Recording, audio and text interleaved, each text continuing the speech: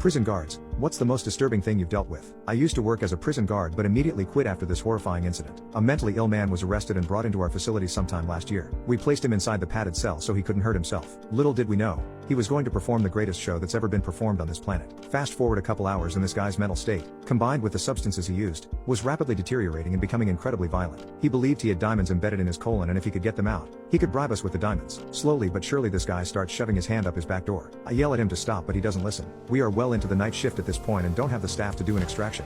So we call for backup from the street deputies. Backup is 30 minutes out. This guy manages to get his entire fist into his back door halfway up to the forearm. He then rips his hand out really fast. Following his hand was a torrent of blood and poop. He immediately shoves his hand right back up and pulls out again, increasing the amount of mixture spraying out his behind. He repeatedly does this while backup arrives and gets suited up into PPE. Extraction plans are laid out for a forcible removal to the hospital. EMS units are on standby. While everyone is stacking up on the door, this guy goes for the gold. He goes deeper and with a final Hail Mary pulls for all it's worth.